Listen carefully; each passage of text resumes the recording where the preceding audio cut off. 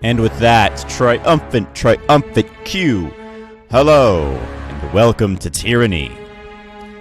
Different type of RPG than the last one. I think they call it isometric. Either way, top down. I love it. Real quick, I'm actually going to delete this character.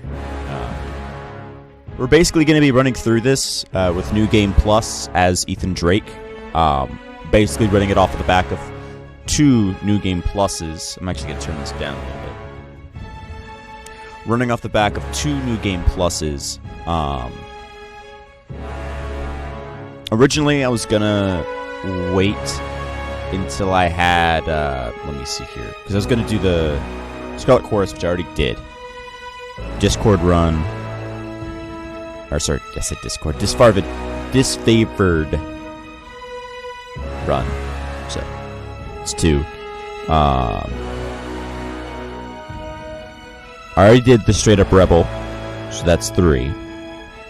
And a loyal to Kyros, which is 4. So originally I was going to do this on the backs of 4, but I did some research, found out that the enemy actually does scale appropriately. So, and our level ups slow down over time. So eventually we're going to hit a point where the enemy is going to be stronger than us, and stronger than our magical spells can compensate. So right now I feel like I'm at a really good balance of difficulty versus being able to actually just walk all over everything. Like difficulty and power, I feel like is at a good balance at this point. So, with that being said, I am going to do it on normal difficulty. This is not going to be a super hard, can I max out my stuff and do all that stuff? Nah, I don't do difficult. I do story mode with a little bit of challenge. So we're going to be running off of our Eclipse run, which is basically where I went and got, like, most of the artifacts you can in the game. Actually, I'm really proud of for that. I missed a couple. Most of the Bastard's Wound stuff I missed because the game didn't... It ran into that glitch that happens in the Bastard's Wound where if you read the murals before you talk to Reef Talon, it glitches out and you can't actually make Reef Talon have peace. So anyway, so I wasn't able to get those, and I missed a few that required specific circumstances to happen to be able to pick up. I think the helmet that you need, but for that you need to proclaim the Edict of Storms and do it immediately. And I proclaimed the Edict of Earth in that run, of Stone rather. I think it's what it's called. And I also missed an item that required you to do a Scarlet Chorus playthrough, because on my Scarlet Chorus playthrough, I was not hunting for the artifacts. That was my first playthrough. I was just playing for fun. So, but we are going to be playing Ethan Drake, so I'm going to be taking Penumbra with me, because I like the Dauntless, but the Dauntless is a story item that you need to acquire the Dauntless in order to do stuff. So I'm not going to do that. I'm just going to stick with Penumbra because it's not a story-related item. Now, I don't know whether I want the Shield of Azure or the Bane Ward. That's the thing that's got me stumped. So I'm going to read this real quick.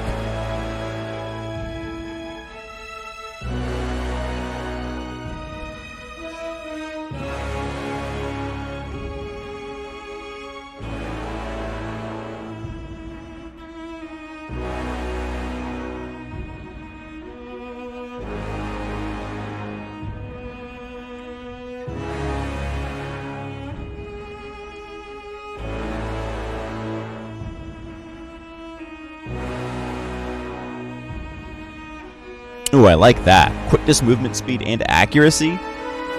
What does this do? Oh, I don't want the Quicken the Dead. That's Weeping Whispers. That's not mine.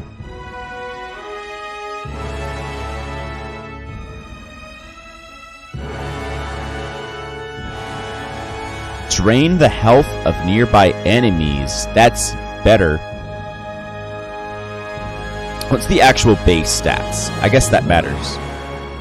27 parry, 8 dodge. Balanced, 1919. This is a higher recovery time. This is a lower recovery time. Passive, plus 2 parry when damaged. On melee hit. And I am going to be going with just parry. I'm not going to be going with dodge. So, the Bane Ward. And here's an interesting question, because I have enough to actually take an additional artifact with me. Although I'm going to go with... I love Ash's Favor, but it's not an actual legendary artifact, which is so insulting to him, but it isn't. The Steadfast Insignia is a little bit better. Which I know it is a story item, but it's the only other little trinket I have acquired. So I'm going to roll with that. It's also going to make my character not look like how I want, because we're going to be playing Ethan Drake. So those of you who know Ethan Drake, if you watched the last series in the Outer Worlds, you know how this is probably going to go. I'm not going to do the anarchist route, just because there are some people here. Well, A, I've already done it, and B, there's already some people here. But anyway, listen to the cinematic. I'll talk about my plans then. For over 400 years, the armies of Kyros the Overlord have swept across the known world. All who stood against them fell before their might. Even the Archons, women and men of immense power, were forced to kneel, chained to the Overlord's will.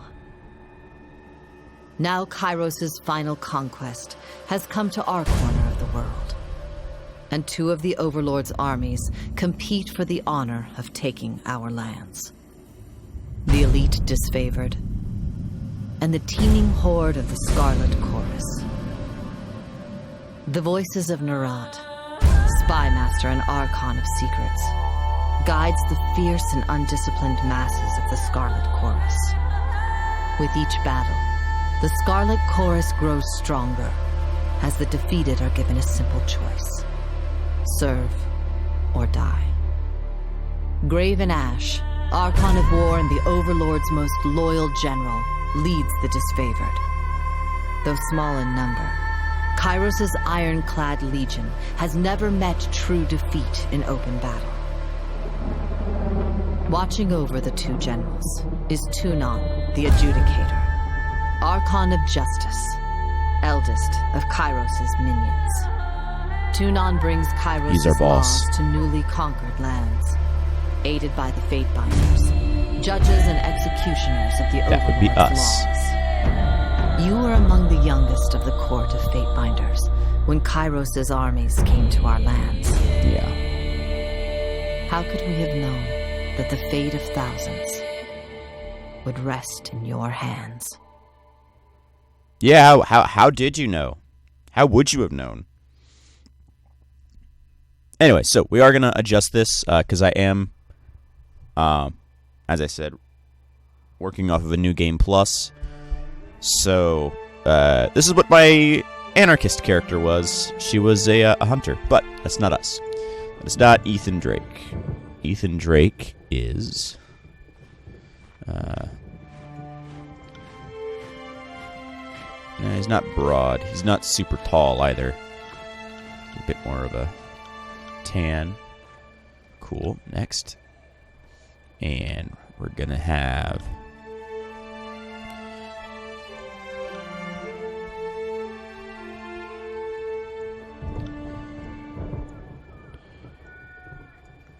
like that, and something like... yeah, that one. And... beard.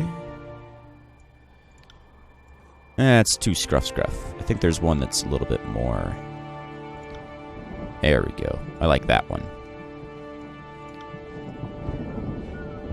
Nah, I want the one that's still got sideburns. There you go. Cool. Alright. Voice is going to be male noble. Cautiously. Can't quite catch that. My wounds are slowing me down. See that? To battle! Yeah, I like that. No tattoos, because there are none that interest me. And the face is going to be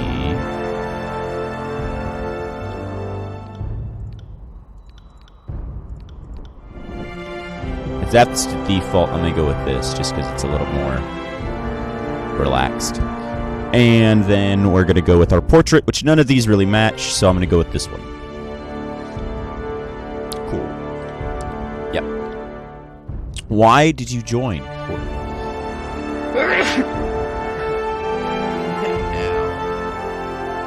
Still a little bit sick.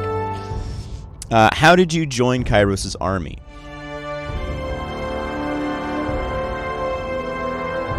This is actually something I'm not sure about, because there's a few different options that are appropriate.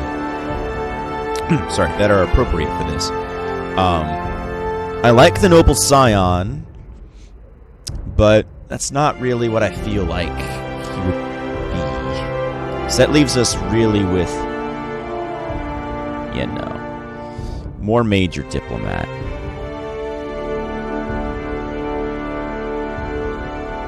I feel like War Mage makes the most amount of sense. Few have the combination of wits and courage to be accomplished casters and warriors, which he is going to be, definitely. And those cursed with such a combination of talents are invariably pulled from their mundane lives and assigned to the armies of the Archons. Your earliest memories are a painful slog of training, study, lecture, and exhaustion. All of the elements of being groomed for battle. You knew your family. You knew better than to ask what became of your family, nor to question the missives allegedly penned by their hand that were part of your earliest lessons in reading.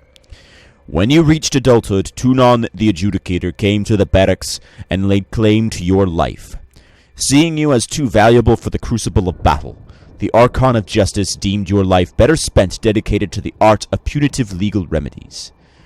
Though you had much to learn in the matters of civil discourse, none could deny your bright future as Tunon's next great enforcer. And my fighting style primarily is going to be sword and shield. That's kind of my jam. I love swords. I love shields. They're great. The only thing that would arguably be better would be dual wielding, but as I said, Ethan is very much a sword bro. We're going to go with Sunder. And our secondary fighting style, I am going to put it into Spear and Shield, probably, just because I already have access to literally every single spell in the book. Now, War Mace is too big, because that gives Cleave. Valid Weapons. Yeah, but being able to daze the opponent is good. I can always pick up, Cleave later. Cool. And then our armor setting is going to be bright blue and with gold. And I can change this later. So this is what I'm going to stick with for now, and I can change it when I want. Our symbol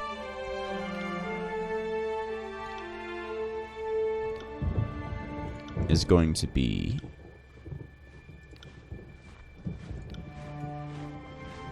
it doesn't pop as much as I'd like it to, though. Maybe a gray banner.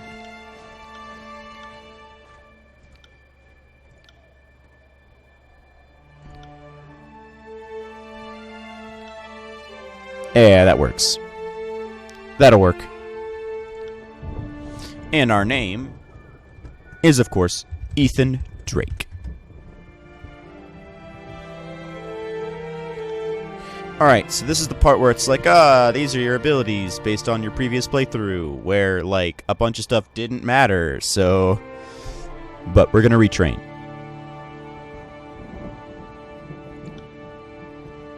Because I'm going to stick with Wits.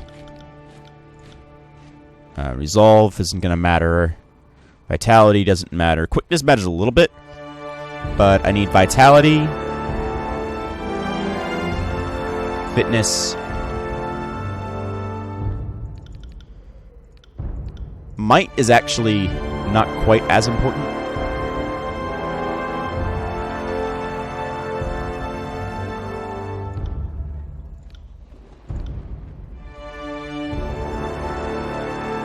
So I'll go with that. A good 16 across the board for the abilities that really matter, and then a 20 for the one that I'm going to be banking off of. This also makes me incredibly difficult to hurt via magic, which is good. And then I'm going to throw a lot of points. This is going to be kind of the boring spot of this. Is me just, like, rapidly clicking the mouse button. This music's in the background's getting kind of annoying. But I'm going to pull this to 100 for now. And then... what spells? I'm going to use a shitload of spells. Vigor, no. Stone, no. Lightning, yes.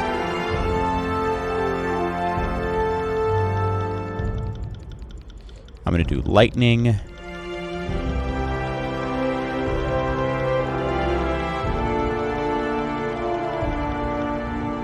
Life.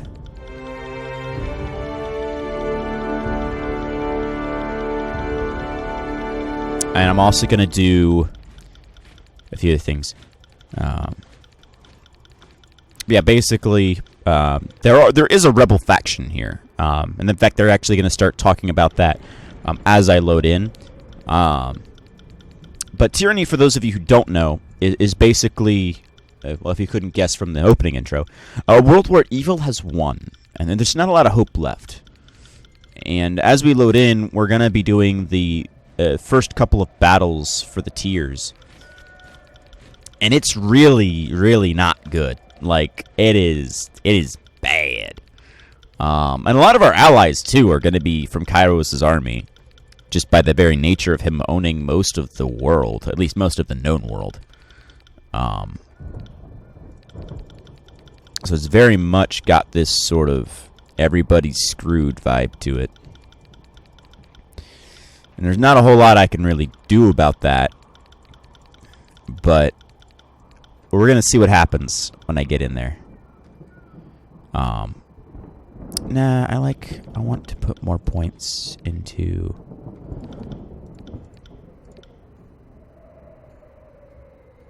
There we go. I like that. And then reduce that to 15. There, that looks good.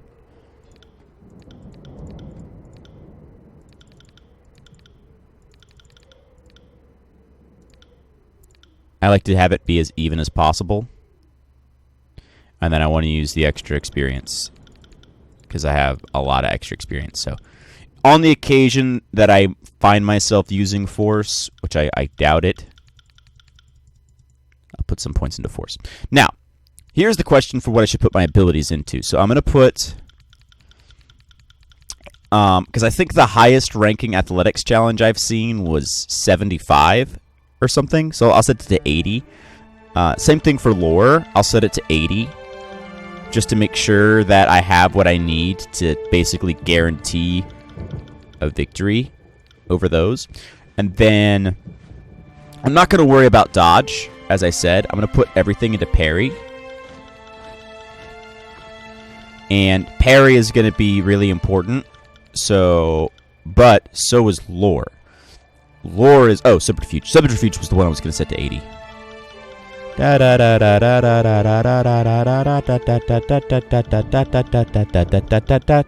Alright, and then lore. So I'm going to click a lot here.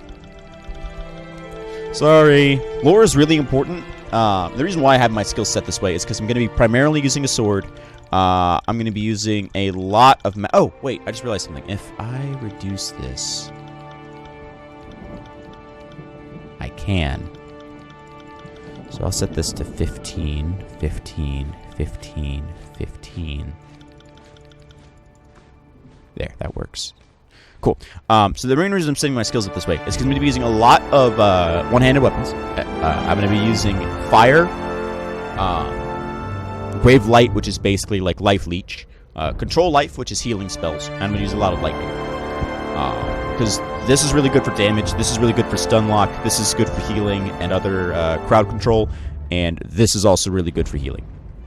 And the way I got my support skills set up, I realized I did it with my hand and not my mouse. So lightning's good for stunning, Control Life is with, healing, Grave Light is crowd control and Life Leech, and then Control Fire's damage. Athletics is not really that useful except for in certain scenarios where you need it to traverse the map. Parry is your primary defense if you're doing what I'm doing, which is essentially min-maxing. Subterfuge is, again, really good for those. I set that to 100. I'm going to bring my parry up as high as I can. Cool. That works. So yeah, athletics is only really good for those certain situations where you gotta like traverse the map, or in conversation. Parry is really good for combat. Dodge is useful if you're not doing a min-max build, or if you're min-maxing the other direction, i.e. Doing ranged.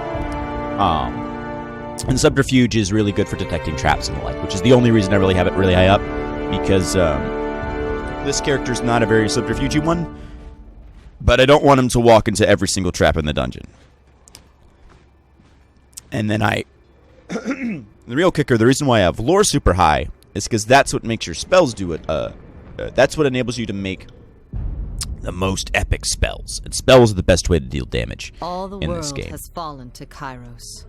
And now the Overlord's eye is on the Tears, our home. The last corner of the world free of Kyros' reign. 2 armies, the Disfavored and the Scarlet Chorus, marched south from the Northern Empire, the last realm to fall to Kyros a century prior. In the early days of 428, Kyros' armies arrive at the Gates of Judgment, the mountainous border that we Tearsmen so long believed unassailable. Unable to agree on a unified plan of defense, the various leaders of the Tears sit and wait for each other to deal with the conquerors, until it's too late. I love these artworks, by the way. So, with that, we are now in the conquest map. So I gotta figure out... This is gonna be tricky. I gotta figure out what he would do.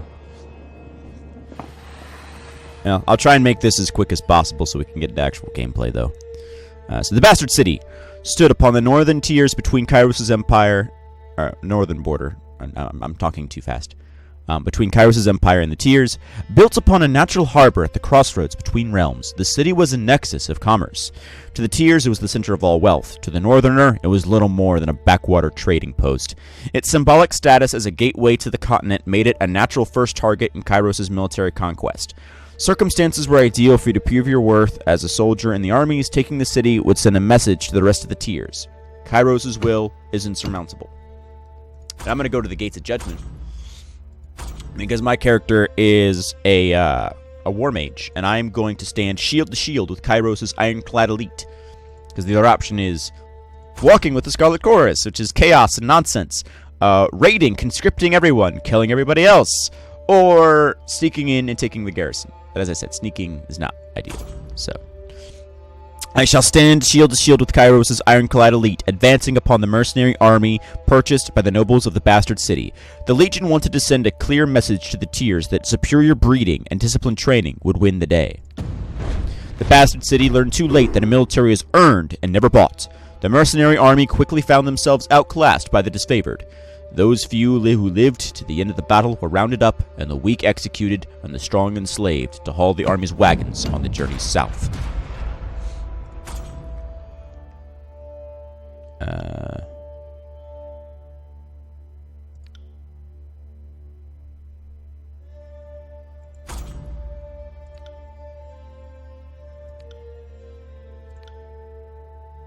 The soldiers of the Tiers fell by the hundreds, and Kyros' armies could not agree on how to handle what few survivors they dragged back to the camp.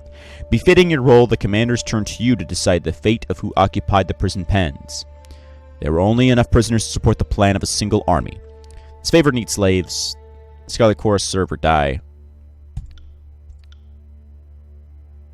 I gotta do...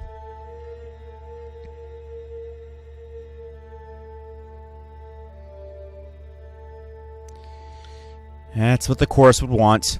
I will give the prisoners to serve in Kyros' army, the serve or die. The Scarlet Chorus is in need of extra troops to fill the vanguard and inform enemies to occupy those slots nicely. You armed cooperative ex-soldiers with scrap weapons and toss them into the vanguard of the next Scarlet Corps assault. Those who survived were welcome to take up arms and armor of the fallen and eke out a desperate struggle to survive in Kyros' military. After their first victory, you rewarded the new recruits with the opportunity to execute their wounded or reluctant countrymen. Because, while Ethan is good, he's not an idiot. We can't blow our cover just yet, nor make too many enemies.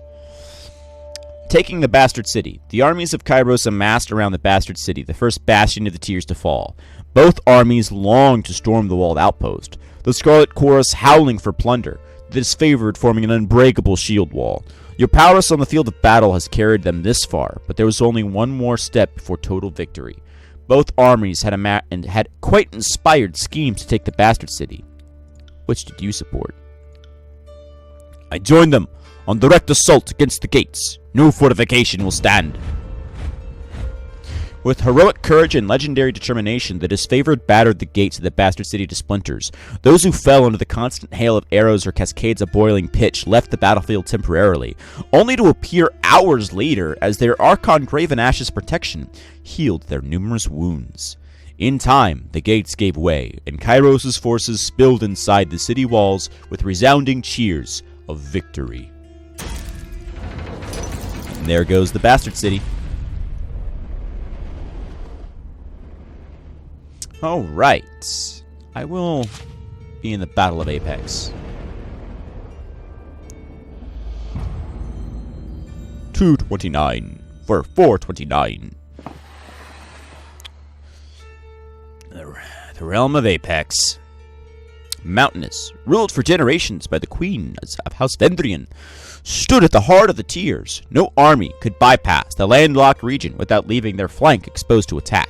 By the second year of the war, the Disfavored and the Scarlet Chorus had pushed deep into the Tiers. Elements of both armies were dispatched to conquer Apex. Tunon assigned you to accompany them, tasked with bringing Kyros' law to the territory, as well as keeping an eye on both armies.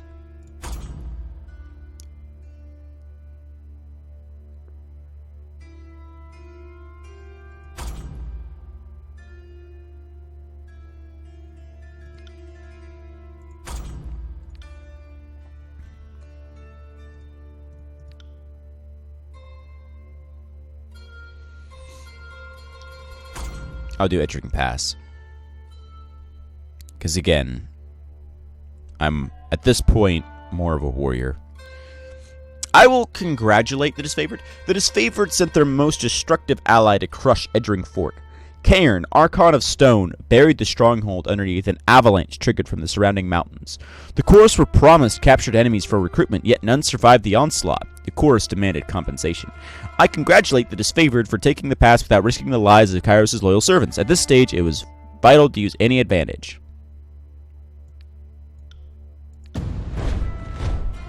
The claims were insignificant compared to a lossless victory.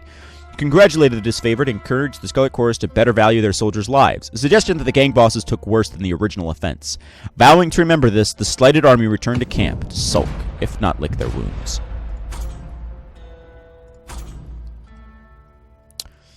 The enemies readied for a peacetime festival as Kyros' armies readied for battle. The Disfavored paid no mind to the southern custom, and planned to attack Vendrian Well forces during their annual celebration. The Scarlet Chorus insisted on a day of nonviolence. As former Tiersmen, many could grasp the decency of a temporary reprieve. I will offer them their last feast, sending a few Scarlet Chorus agents into the mix in good faith. They hoped the gesture would foster an air of partnership for the occupation to come. The festivities went off as expected, and the Scarlet Chorus recruits you sent to enjoy themselves reported little animosity amongst the revelers. The Disfavored protested at your ruling as too merciful, and waged all-night training drills to combat the sound of celebration with an anthem of swords and shields. You sent forces to attack the following day, a battle from which the Disfavored recused themselves out of protest like a bunch of whiny babies. The last one I added. The fall of Apex. With the defeat of Apex and inevitability, the armies of Kyros met to discuss how to put an end to this stage of the conquest. Both armies agreed to send an offer of parley. Along with their acceptance, the enemy requested that you appear at the meeting. Word of your fair dealings had spread to their ranks. How did you orchestrate the surrender? As much as I want to bait into a deal and slay her, I will negotiate the surrender of our forces, putting an end to further bloodshed. as this is where I can actually try and plant the seeds of rebellion. Your former enemies were loath to part with their lands, but they were even more reluctant to continue a war they were losing at every turn. The Tearsmen are a stubborn lot, and despite their grim situation, it still took days of discussion and diplomacy to show them the madness of tenacity. On the third day of mediation, the rulers of Apex finally submit to your terms of surrender, putting an end to the war in the valley, and freeing up Kyros' forces to march deeper into the Tiers.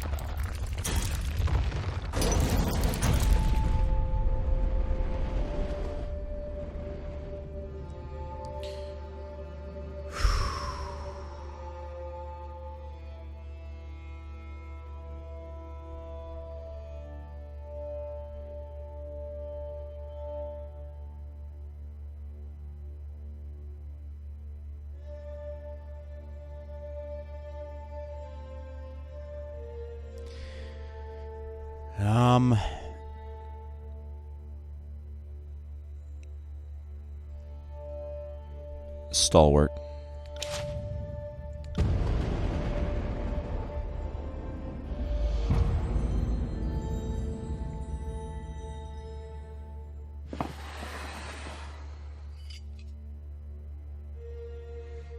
The realm had been known for its proud army, disciplined, courageous, and undefeated on their home soil. Skill and resolve made Stalwart a military power that Kyros' forces approached with due caution. With its southern position, it had been largely safe from the war, watching for 2 years as its neighbors fell to Kyros' forces. Which is, again, so dumb. If they worked together, they could easily destroy Kyros, but whatever. On the dawn of the third year of the war, Kyros' forces were finally poised to invade the Stalwart Peninsula and subdue the Tier's most vaunted army.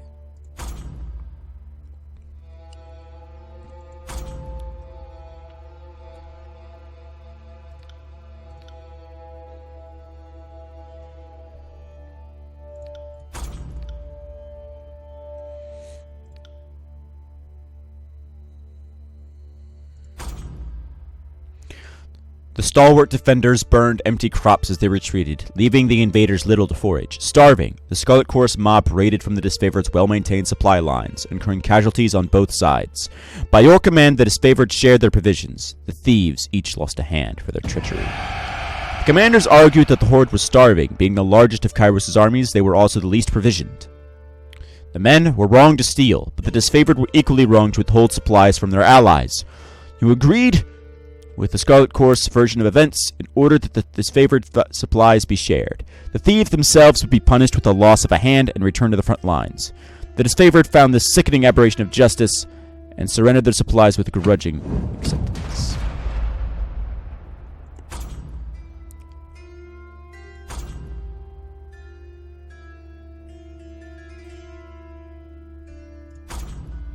Rather than submit to Scarlet Chorus conscription, conquered locals began committing suicide. Desperate to add more bodies, the Scarlet Chorus demanded a portion of disfavored prisoners. The disfavored denied the right of recruitment, as the realm's population had taken a steep decline. I will ban the Scarlet Chorus from recruiting in the realm of Stalwart, going so far as to notify the locals. You agreed with the disfavored arguments. This conquest was never about ruling a graveyard, but the Scarlet Chorus acted contrary to that goal. The voices of Narat and his mobs blamed you for suppressing their ability to conduct war as they saw fit.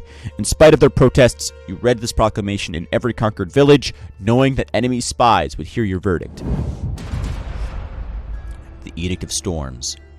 The disfavored carved a slow, steady path into the heart of Stalwart, surrounded with the enemy's massive fortress. With the main bulk of their forces defeated, the enemy leadership retreated to their mighty fortress, content to wait out the war. The Overlord answered this impudence with an Edict of Storms on the peninsula, a devastating spell that would endure for as long as the cowardly hearts of Stalwart's leaders persisted in beating. Pleased by your efforts, Tunon deemed you the proper representative to deliver the edict.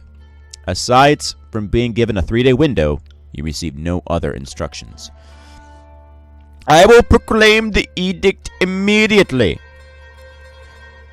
The time for mercy is gone.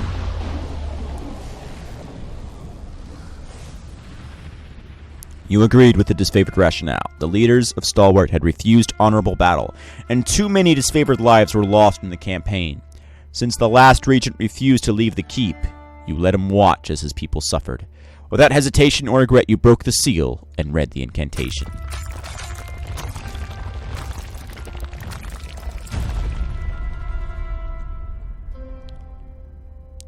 clear skies darkened as you read the final words of the edict. A flurry of wind and rain whipped through the rolling plains and craggy canyons, turning rocks, uprooted trees, and hapless soldiers into hazardous shrapnel. Armed with a measure of foresight, you were able to remove yourself from the area before the storms grew ever more violent. Over time, nearby communities told of cyclones consisting of thousands of soldiers with limbs, spears, armor, and skulls. What's more, the weather showed no sign of dissipating. Some say the weather even strengthened as time went on. Several units of disfavored, who fought the enemy in spite of the advancing storm, like idiots, were caught up in the Overlord's magic, like idiots. The few survivors regrouped and nursed their wounds. Their failure to topple the Stalwart Legion shamed them into believing the dead more fortunate. The name Stalwart fell from use. People took to calling it the Blade Grave, for the remade landscape festooned with iron and bronze armaments of two once great legions. As Kyros' forces departed, you spared a glance back to the ruins of Stalwart, marveling at your work. You didn't have long to rest before Tunon called you into service once more.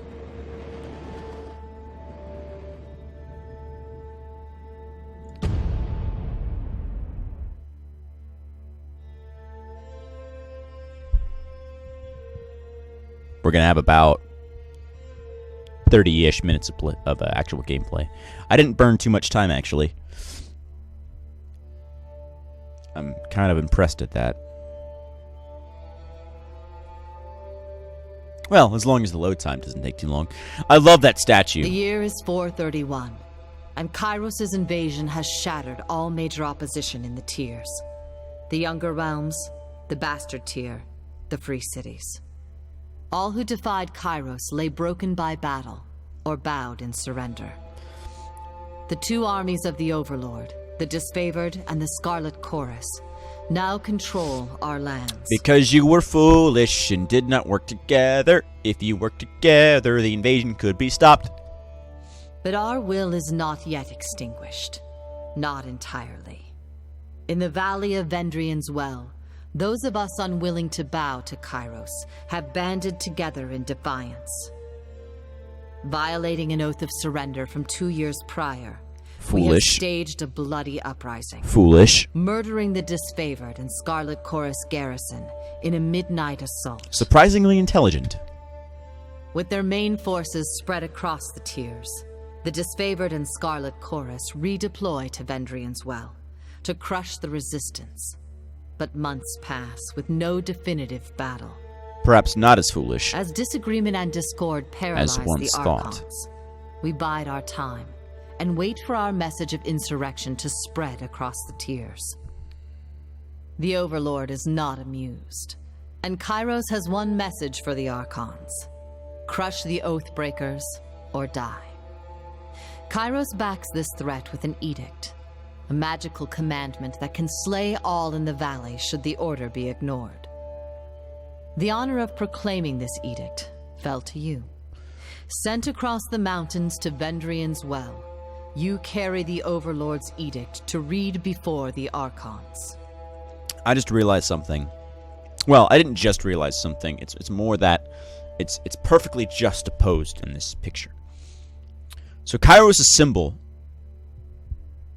is interposed on the spire. If they ever make a Tyranny 2, I think I know why Kyros is so powerful. I think they went into the old walls and acquired the power of the As you spires. finally make your way through the winding mountain passes into the valley, the ground trembles, and Kyros' magic seals the way behind you.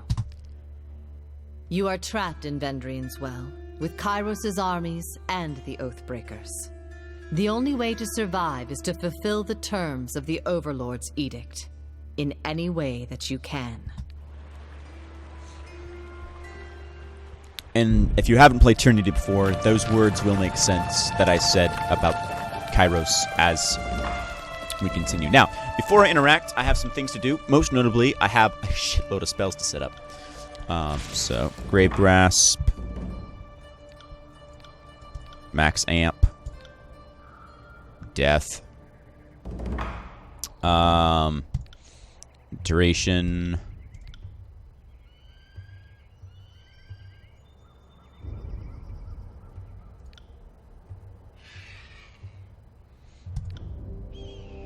Actually, no, I'll do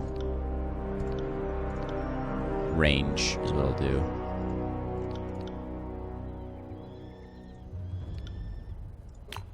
So my first spell will be that.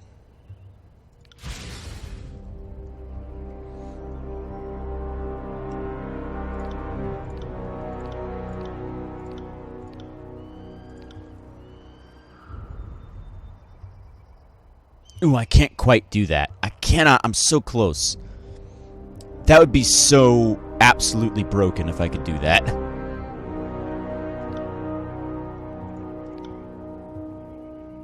Well, instead I'll do reduce cooldown. I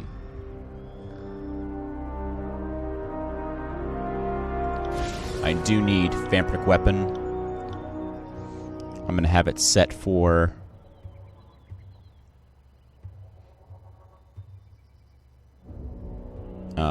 myself, which means I don't need the AoE, and I don't need the range. And then the last spell, I know I said I was going to do lightning and fire. I am going to do lightning and fire. This is just a really good initial setup. And then I'm going to do restoring touch, max power, max heal.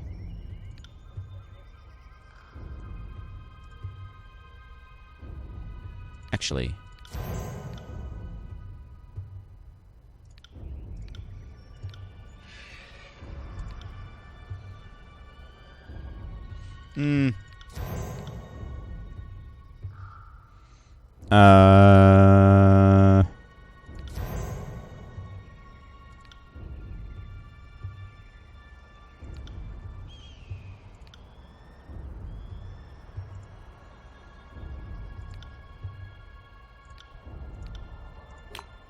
nah, but that's...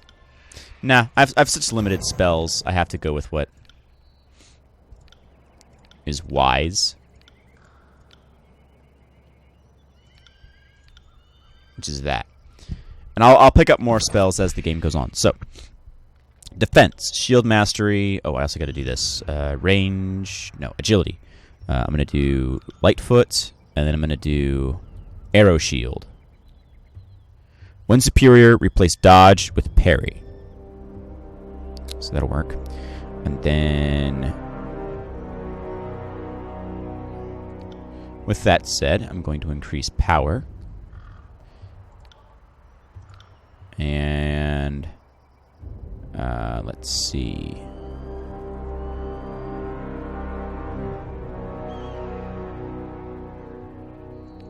Do heavy guard. I'll do blade wall. Blade wall 2, one hand mastery, one hand mastery, one hand mastery, and then I'll do heavy guard 2.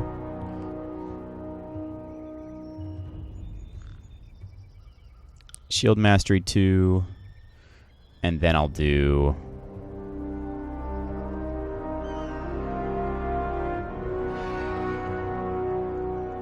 add the stun effect to the Sunder ability, and then magic. So I'll do that, do that. I'll do that, do that, do that, do that, and then do that, that. Cool. And yeah, it's gonna be like, oh, you have all this extra stuff that you can do, potentially. I'm like, yeah, I know. I gotta do stuff. Now, I can pick those. Those I'm gonna pick later. I've got... This will be fun. Penumbra. That and my little artifact. There we go. Alright. Now I got my character all set up. Aurora. Kyros the Overlord be praised. When I heard the avalanche, I feared the valley was sealed with you on the other side. The disfavored warrior clasps her gauntlet to her breastplate, the traditional salute of her legion. I bid you welcome return to Vendrian's Well. The altitude is still dizzying, and the locals are still revolting. Doubly so this time around, as they've pissed on that peace accord you offered them. Entering past as still as you remember it, though. I was hoping to have the warriors celebrate your return with a proper feast, but I'm told you have places to be. Can you hear that hum in the air? That glow around the rocks? The avalanche is Kyros' magic. The Overlord has sealed the valley. Your senses seem more than mine, good Fatebinder. I do not pretend to know much about such things, but if that was Kyros' magic and you're here on important business, well, you don't have to be the Archon of Secrets to guess that you're here to proclaim an edict. What does Kyros have in store for the enemy? 10 years of festering plague? An edict of twisted bones? I come bearing an edict of Kyros. Our soldiers will complete their task or die. The edict is leveled against us. Her eyes widen with fear, her posture slackens. But the Scarlet Chorus prevents us from taking action. Why would the Overlord punish both of... She clears her throat with a sigh.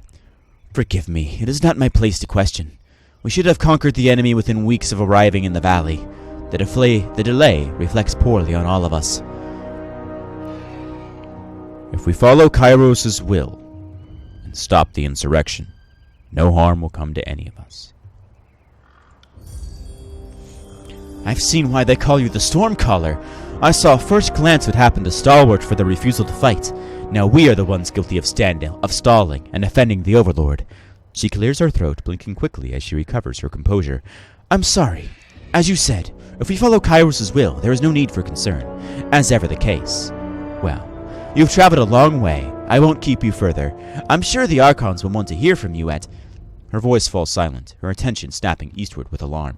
Did you hear that? More runners. Third time this week. The Oathbreakers keep trying to send messengers through the mountains to gather help from outside the valley. She points over to the collapsed path by which you arrived, but they're a bit too late for that. Come, let's show these Oathbreakers a good fight.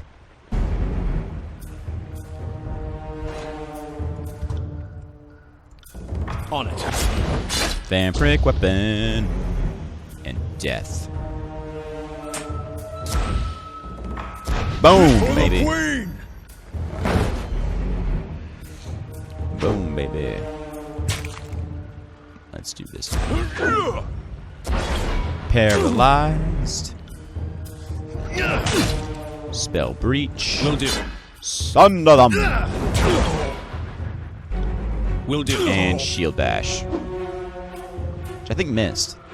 But This is useless. I should try something else. hence why I have magic damage. Actually, because I have more spells. I have a lot more spells.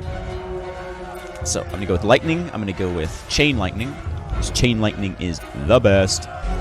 And I'm going to apply stun. And armor piercing would be nice, but instead I think I'll go with accuracy. And then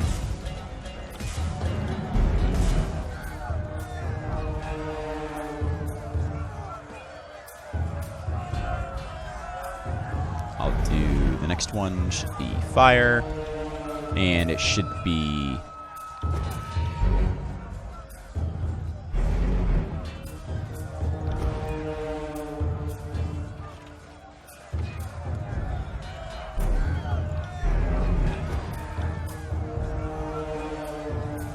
let's see, interrupted and left burning.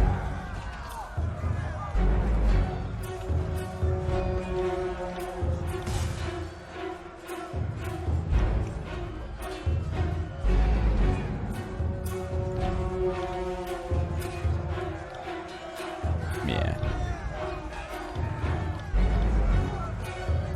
And then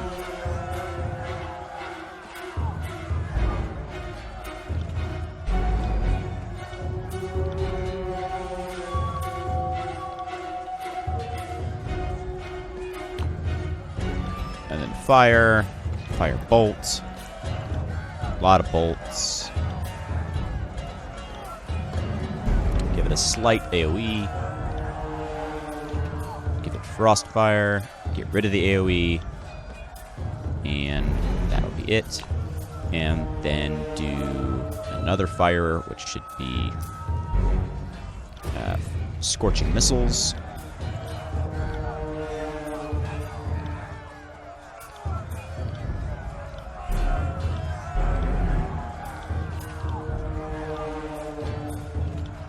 Cool, that's good. Take his stuff, keep on going. For the Queen! The avalanche was blocked. Move the boulder. And magic, so I have that one, and boom!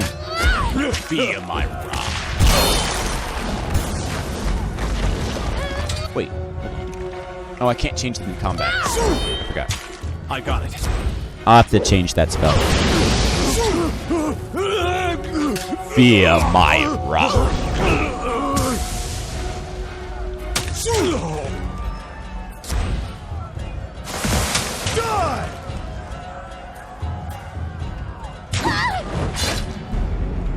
Endless rage, endless wrath, death of 1,000. Alright, so I remembered that I actually have a modification spell. Sigil of Focused Rain.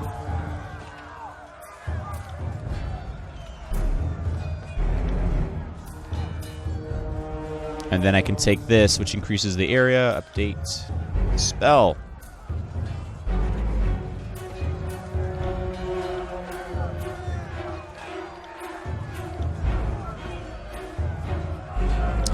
And I can't take armor piercing. Reduced recovery, increased accuracy. I like that.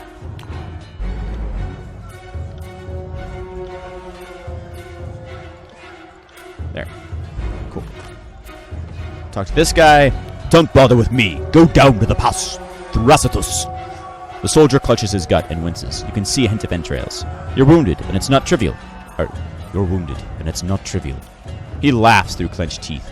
This is but a scratch. I've seen twice as worse 10 times over. Whatever. Hail, Kyros. Can't do that. Sorry, I Can't do that. Sorry, I can't. Whatever. Dead people on pikes. Let's go, go, go, go, go, go, go. Try and catch me, worm. A young Scarlet Fury weaves around the Vendrian Guard attackers, avoiding their weapons with fluid grace. She nods to acknowledge you.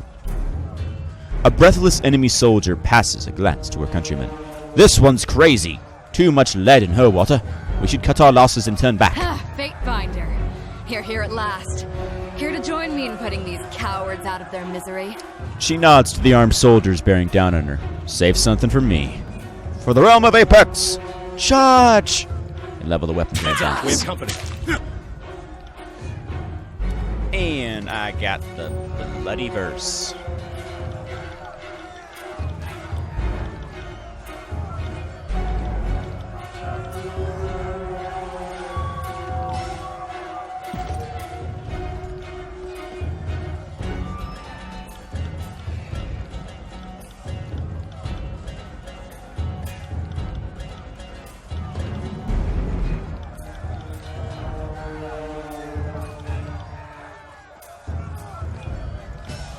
And then her abilities.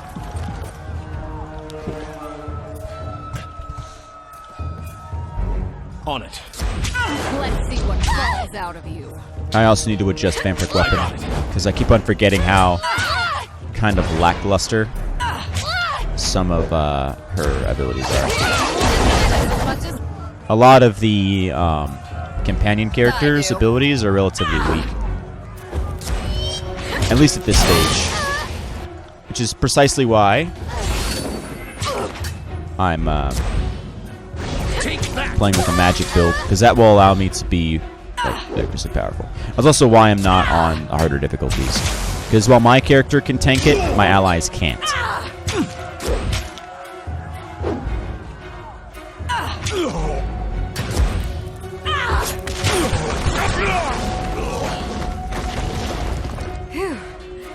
I can tell you didn't spend the conquest in a diplomat's tent.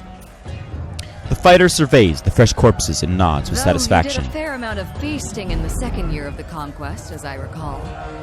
A few of my mates and I caroused with this apex scum thanks to your good faith gesture. A pity this lot won't be around to remember the good old days. I'm Verse, by the way. But there are more important things to take care of than introductions. Those Vendrian guard we killed didn't come alone. She gestures to the skirmish unfolding in the battles in the pass below, shaking her head. You fight like a storm.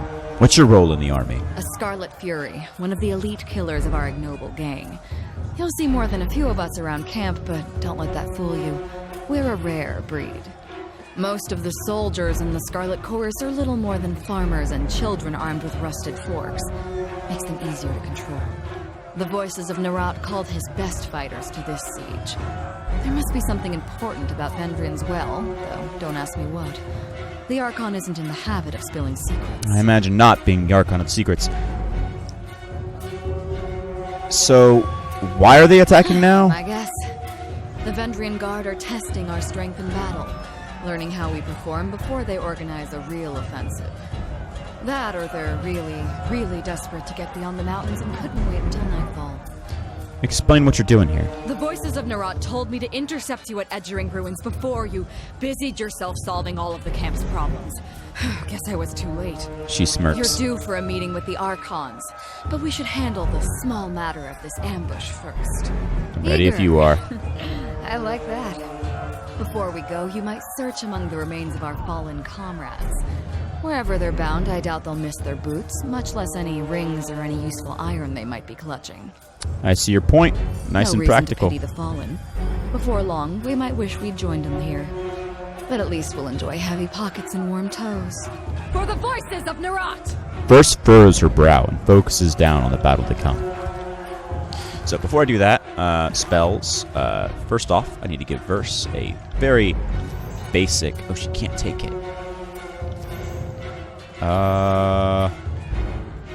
Fire spell? Yeah. Give her a very basic fire spell so she can increase her lore skill. And then myself, I need to actually adjust this spell so that way it only affects allies.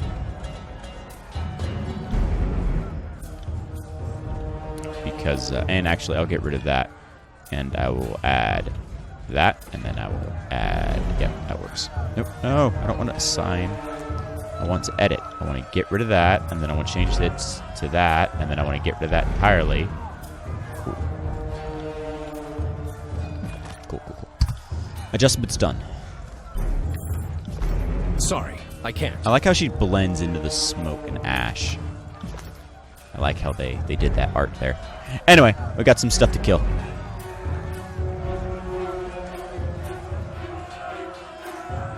Eyes forward, no looking back.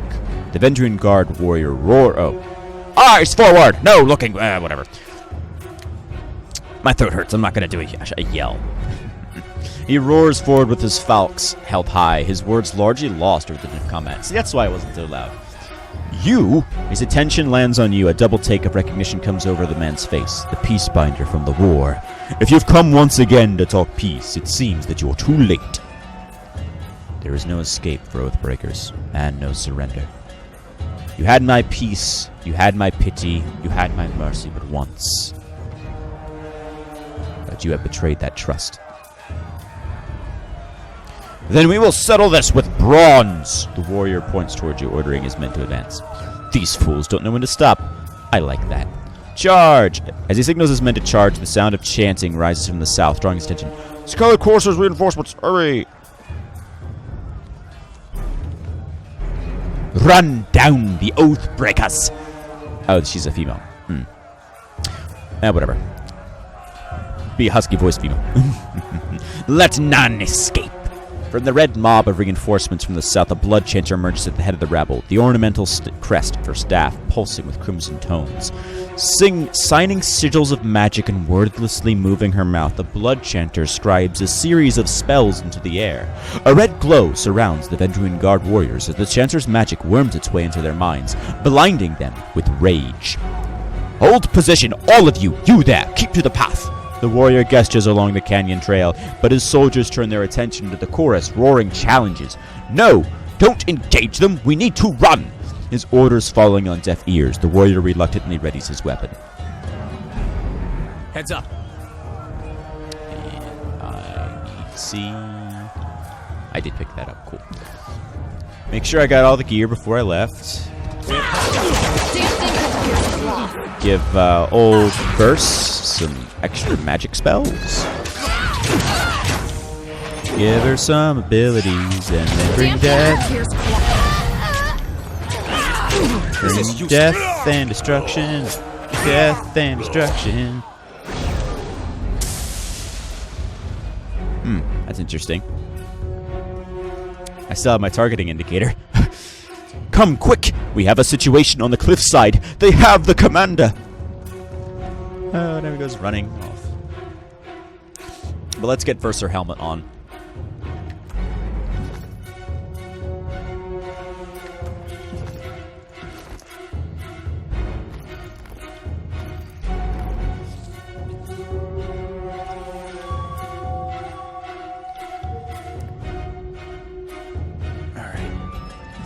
Right. Let's go. I'm not interested in the little Will bits do. of scrap. They're useless to me. I'm not gonna like pick up every little thing on the battlefield, just what's convenient. Because I don't need it.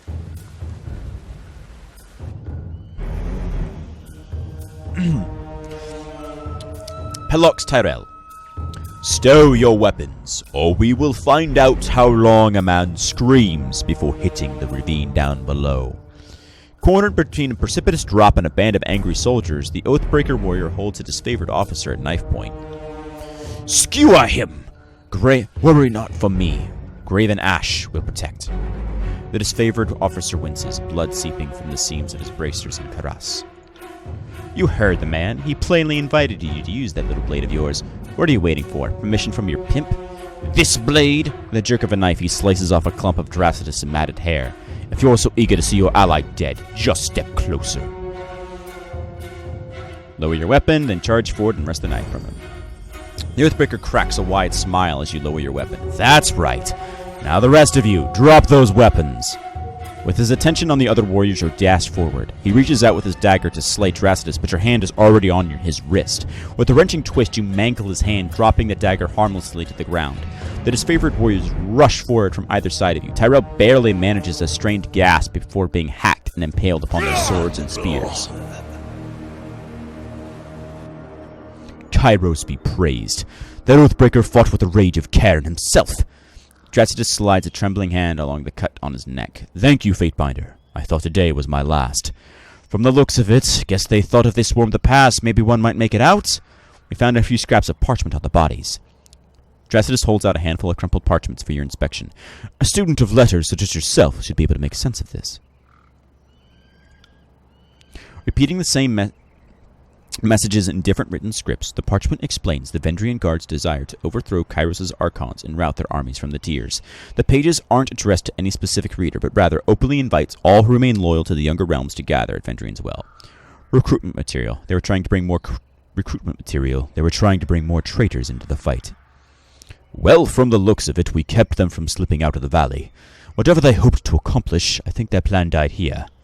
The Archons are expecting you. When you're ready, leave by the gate to the southeast and follow the trails downslope for a few hours. You'll see the campfires leagues away. Can't miss it.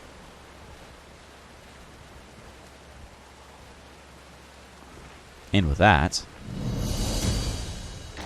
I'm going to have to end this lovely, lovely little episode. As our story begins. I got it. I guess I'll see you guys in the next episode.